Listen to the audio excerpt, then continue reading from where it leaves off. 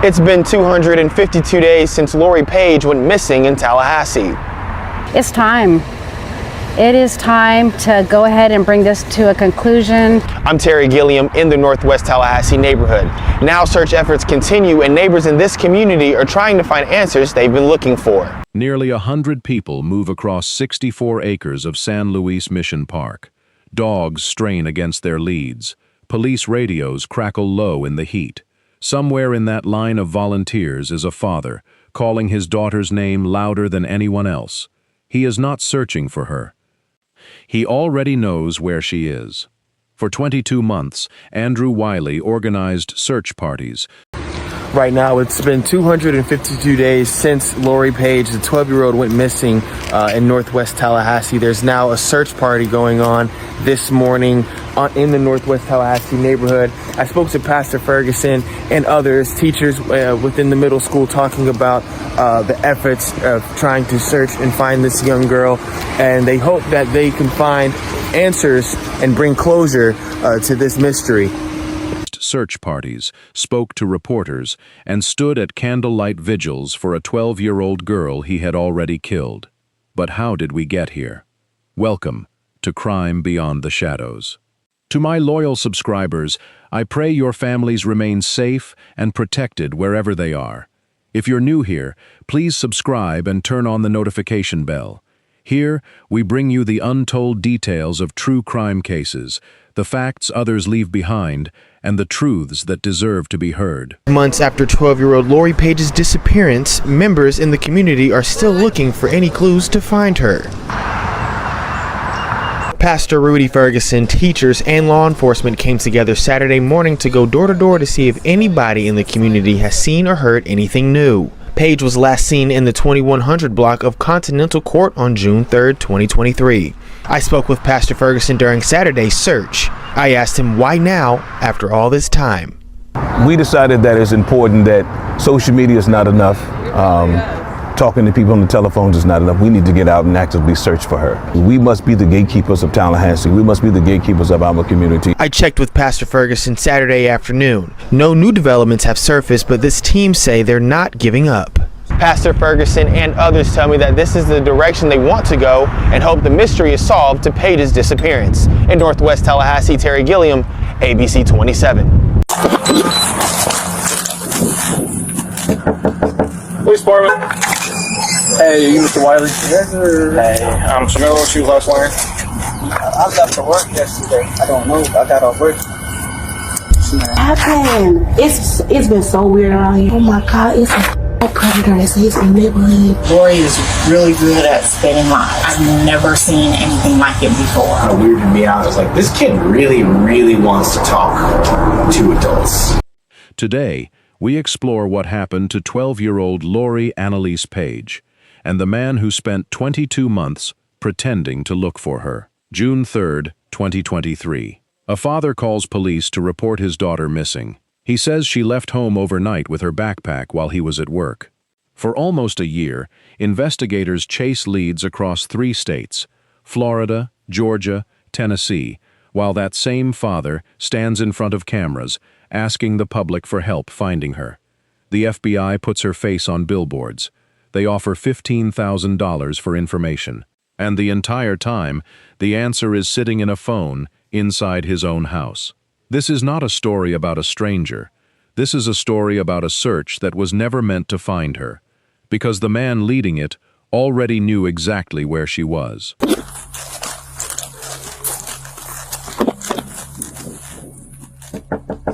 Police Department. Hey, you Mr. Wiley? Yes, sir. Hey, I'm so sorry. Okay. So, do you remember what she was last wearing? I left for work yesterday. So, I work at night. So you work at night? Okay. Yeah, so, who was she hanging out with whenever she ran off? I don't know. I got off work. She's not here. Who was supposed to drop her off here? So, you went to work last night, So and she was here? Yeah.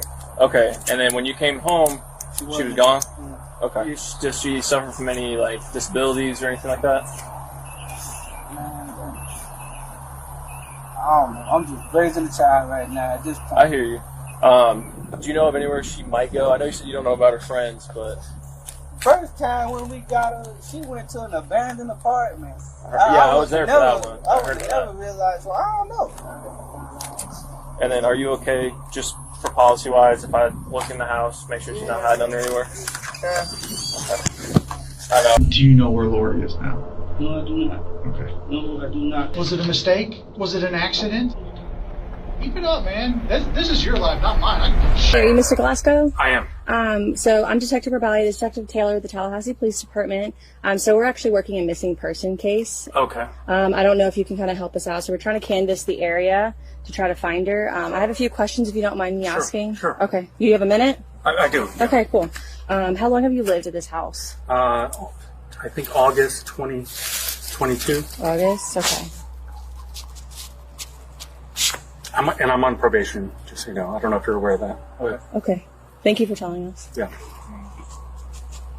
Would you rather us come inside? It's up to you. Okay. If you're okay with that, yeah, I mean, I don't know if you're... We talked to a few other neighbors.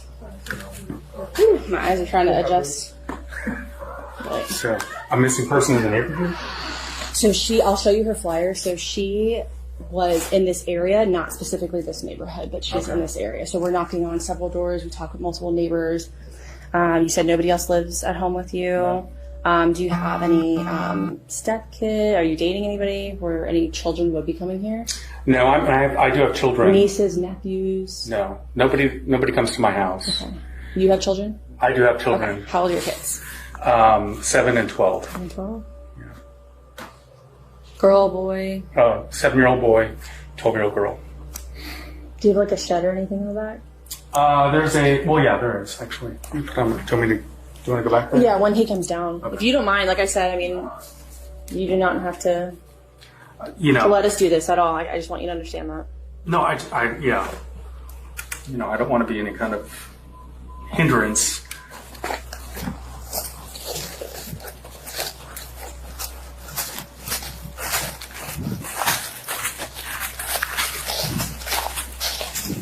There's this back area here. This would be maybe what you might be. I'm just going to grab his flashlight. Yeah, thank you so much for letting us open this. Yeah, so he's going to grab his light. Thank you. It's open.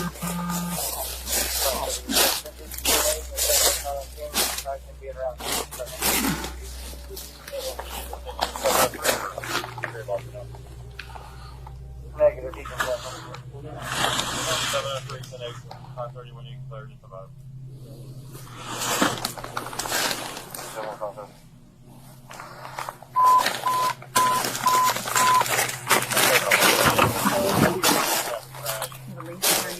I own it. Okay, sorry. It's a nice place. I can close that out. Oh, it's that. Is it like laughter? No, actually, there is a closet. Like a utility closet? Yeah. Is it open? That's fine. Yeah, it's open. And then this door just goes back into the house.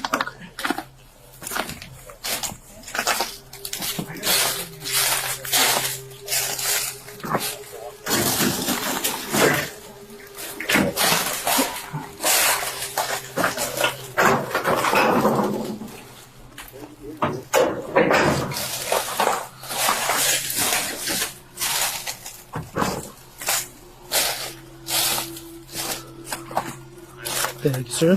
I mean, how much could you actually, like, is it save? Lori Analise Paige was born April 14, 2011. By the summer of 2023, she was 12 years old, 5 feet tall, about 120 pounds, with brown eyes and shoulder-length dreadlocks. She was a student at Griffin Middle School in Tallahassee, Florida. Her teachers didn't describe her in vague terms. They used specific words: smart, attentive, a great student. Margaret Summers, a paraprofessional who taught her, would later say, Lori was the kind of student you noticed in a room, someone who was paying attention when other kids weren't.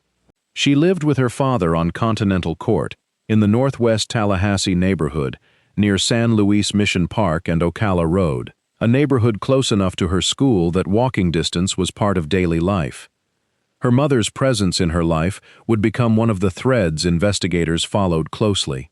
It's too late. Okay. Well, we came here to talk to people at her school where she attended here. Okay. We're just doing everything we can to try to get a feel for who she was and what might have happened, where she might be.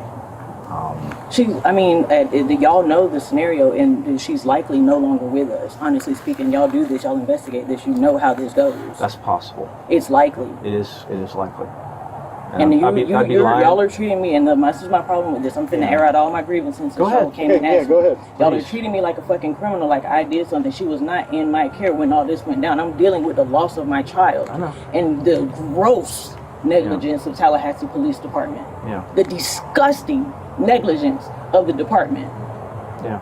Could have potentially cost me the life of my child. And now y'all banging on my door 8-9 months later. The disgusting negligence of the department. Yeah. Could have potentially cost me the life of my child. And now y'all banging on my door 8-9 months later, asking me for my DNA. We'll take all. What Lori's day-to-day home life actually looked like, who she trusted, who she didn't, is a detail the case would return to more than once. Remember this detail. It becomes important later. Before any of this began, Lori had reportedly run away once, and her father had taken her phone from her afterward. A small fact. File it away. Andrew Wiley was 36 years old in 2023. To the neighborhood, to the school, and eventually to reporters standing outside Griffin Middle School with a microphone in his face, he was simply Lori's father, the man who made the first call to police. He was the one who set the story in motion. She left with her backpack overnight, he told detectives. He was at work. He didn't know where she'd gone. For months, that account held. Investigators had no reason yet to look past it. But inconsistencies don't announce themselves all at once. They surface one small detail at a time, and detectives were about to start noticing them. What police didn't know yet, not for a long time, was what was sitting inside a phone in that house. A phone Wiley hadn't handed over. A phone that would eventually end the search. I have to ask these questions. I've asked everybody these questions. Do you know where Lori is now? No, I do not. Okay. No, I do not. And if I did, child, I know. Dang. All right. That's out of the way, so I want to ask you some other stuff too, okay? Again, we look into everybody, we look into everything, all right? This job will make you cynical, and we have to go over every single thing for two reasons. One, we've got to make sure, because what's going to happen is if we get asked, you know, why didn't you ask that question? You never asked the question. Well, you know, we didn't, and we'll never know.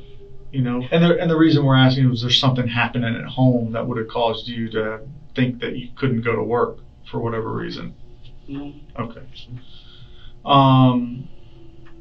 The day that day leading up to Lori going missing. So you went to work that night, came home, she was missing. That day, whole day before, did you leave town at all? I don't know. Was there any reason you would go to Jacksonville? Jacksonville? Mm-hmm.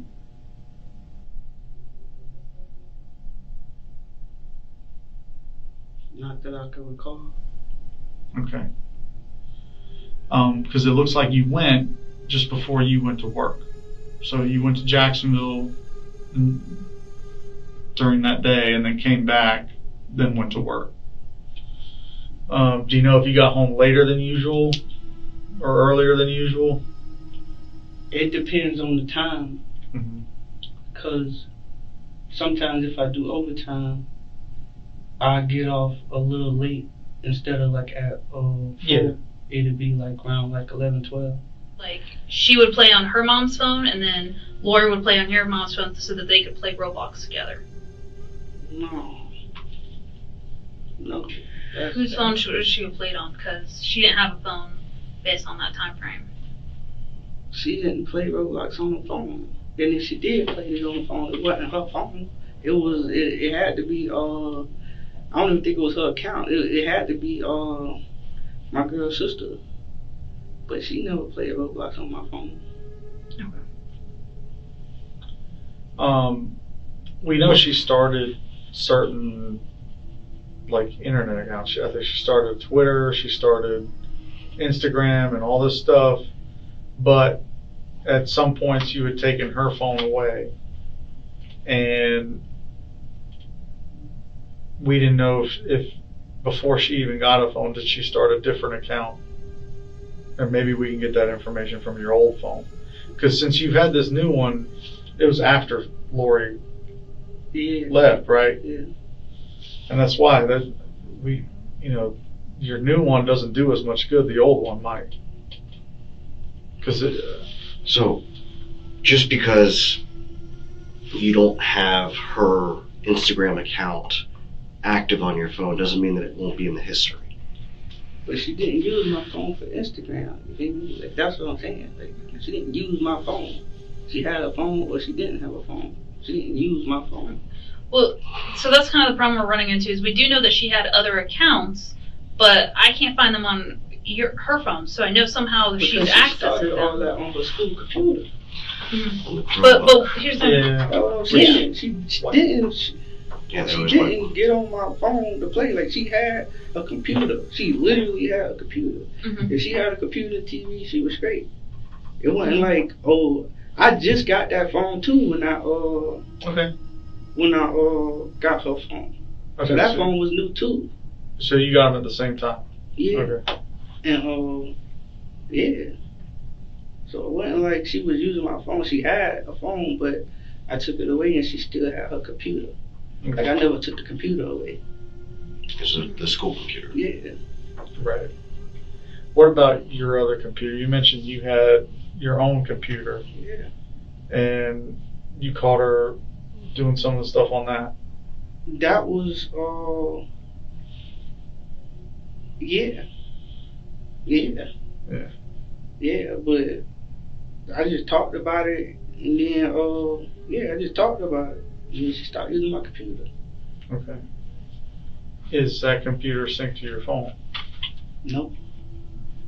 Are there any shared accounts between that computer and your phone?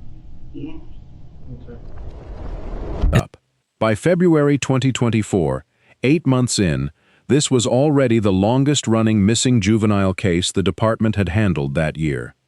The FBI's Jacksonville field office stepped in, offering a $15,000 reward and putting Lori's photo on billboards across Florida, Georgia, and Tennessee.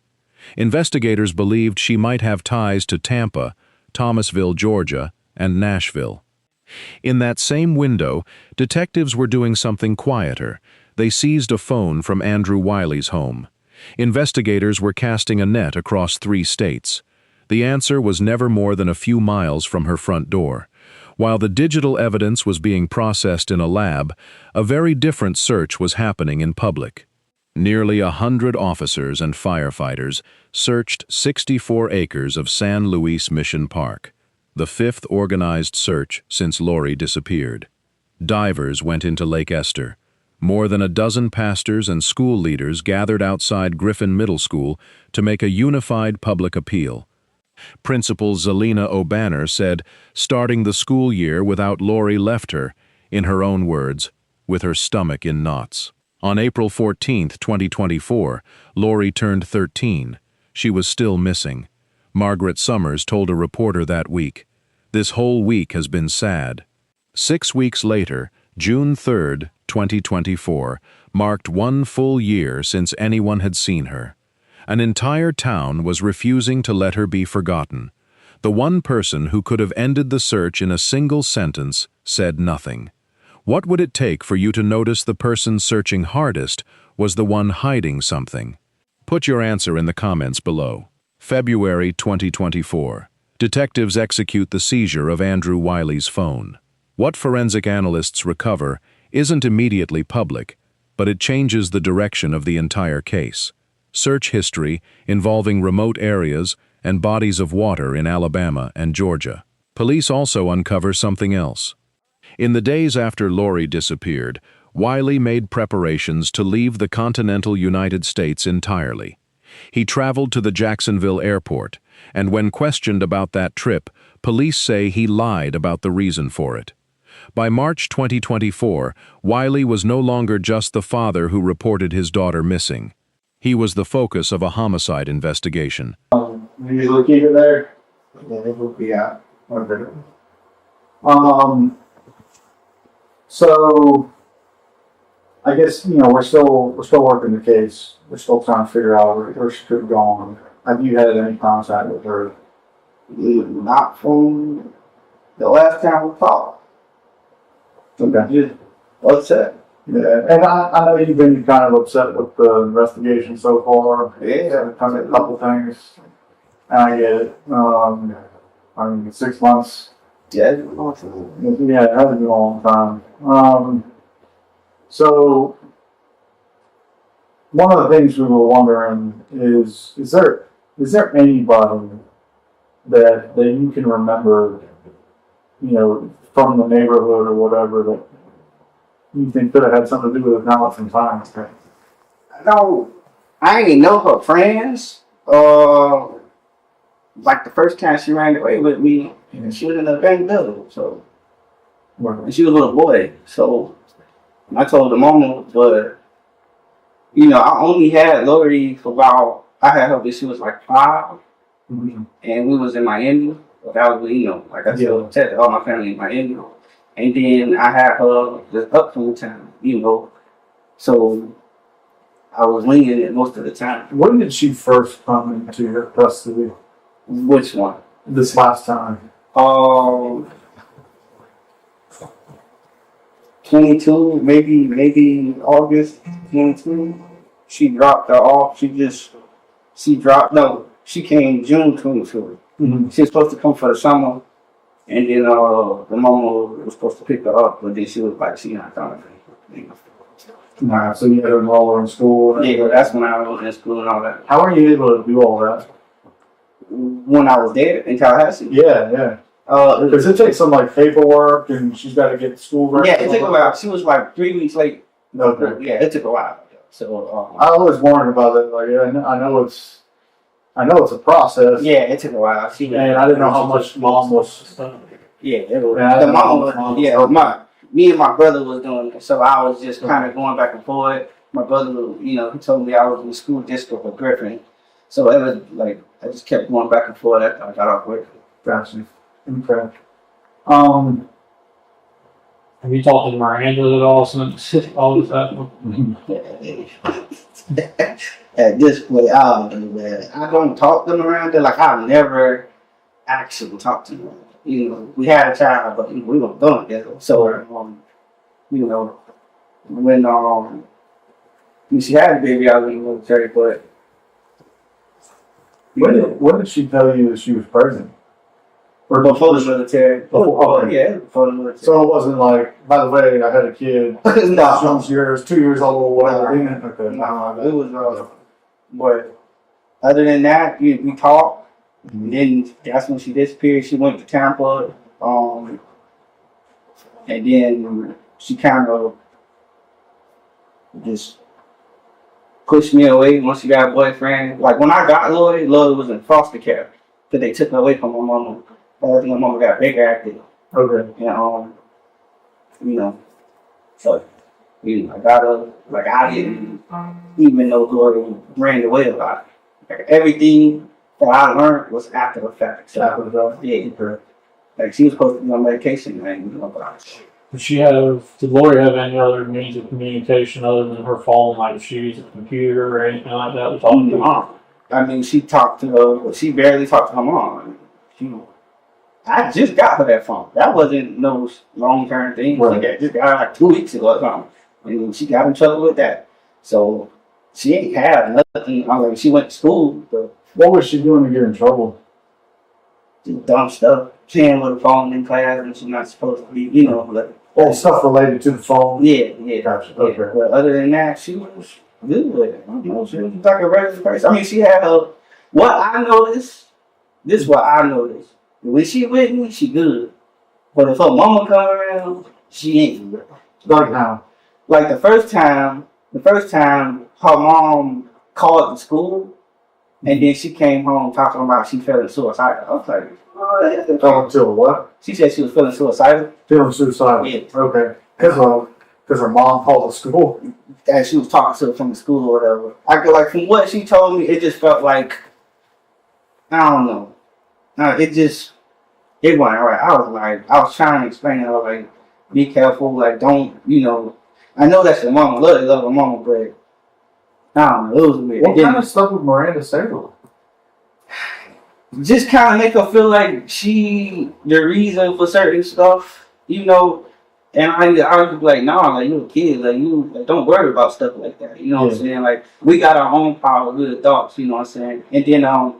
And then Miranda, this is before she ran away again. I think Miranda just popped up to the house, and that's when she did that wellness check. Yeah, and she just completely flipped. Like it was, What I know it said in the report, Lori was yelling at Miranda. Yeah, she was yelling. What was she saying to Miranda? That she don't feel safe, don't feel loved. Just she was going on. I had to tell her to go inside, like. And then Miranda recorded it. It's all like she got an iPad. She recorded the whole thing. Did she give that to the police? No. I don't think so. Did she post it anywhere that she saw? It was bad. It was bad buckle. Like you would have been like, oh, but I don't think she did. But after that day, she was out of it. Because when I came in and I went in the room and then I came out and she was pacing back and forth. And I was like, oh, you pacing back and forth or whatever. And then she was just like, oh, I'm trying to figure out why my mama don't love me. I'm like, chill out, like, just chill, you know what I'm saying? And I ain't gonna lie, I be hard on her. Because the first time she ran away, she just walked the fuck out. I was like, oh shit, like, that's when I had to call her or whatever. But this time, like, I was just like, I don't know, she was out of it. So when I talked to the grandma, she was just like, she was all the time. But if I would have known that, I probably would have handled it differently. So she told grandma that she was contemplating suicide regularly? She told me that one time. I don't know if she told them that. But okay. Like I said, she was supposed to be on medication. Talking about Miranda not loving. Yeah. That's what she was telling grandma? I don't know about the whole grandma situation. So I know the grandma used to take care of her when she was younger. That's Brooklyn, right? Yeah. And then I guess she only really wanted nothing. Like, it's weird. Like Miranda twists so much stuff. You feel me? So I had to get the grandma. Wiley was no longer just the father who reported his daughter missing. He was the focus of a homicide investigation. Using the location data pulled from that phone, detectives identified a remote, bush-covered stretch of land in Thomas County, Georgia, a property locally known as a plantation, later identified as Merrily Plantation. They searched it. Nothing. They went back. Still nothing. The bush was too thick, the ground too overgrown, to find what was underneath it. For over a year, the answer to where Lori Paige was sat inside that brush. It would take something neither the police nor Andrew Wiley could control to finally expose it. April 5th, 2025. A prescribed burn clears the heavy bush covering that same stretch of the plantation. Detectives return for another search, and this time, they find human remains. A social media commenter local to the area would later write that the site was found only 5 minutes from her own home, a detail from public commentary, unconfirmed by police, but one that speaks to how close this had always been to where Lori lived. The Florida Department of Law Enforcement processed the remains. They were positively identified as Lori Paige. April 11th, 2025. Nearly 22 months after that first phone call, the Tallahassee Police Department announced Andrew Wiley's arrest on a charge of second-degree murder. You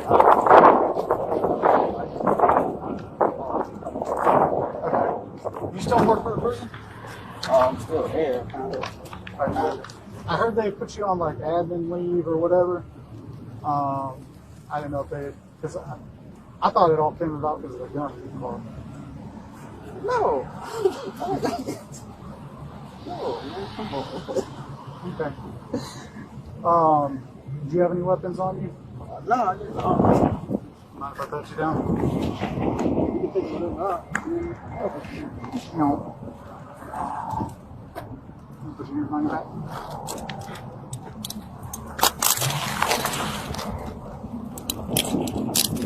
You know why we're here, right? We're gonna have a chat. Okay. Come on, go. What should I do? We're gonna walk in and just have a seat in front of the car. Okay? Police Chief Lawrence Ravel stood in front of cameras and said, "This case has deeply impacted our community for nearly 2 years. Lori deserved a safe home and a full life. While today's arrest will never bring her back, it does bring us one step closer to justice." Wiley made his first court appearance the next morning, less than 24 hours after his arrest. State Attorney Jack Campbell asked Judge Anthony Miller to deny bond and to bar Wiley from any contact with several of his own and Lori's family members. Judge Miller approved both requests. When asked if he needed an attorney, Wiley said yes. The court appointed a public defender. Prosecutors would later say the believed motive was sexual assault, a conclusion supported in part by the very phone data that had led investigators to the plantation in the first place. Andrew Wiley never stood trial. According to reporting, he died in custody in the weeks that followed his arrest, before the case could be heard in court.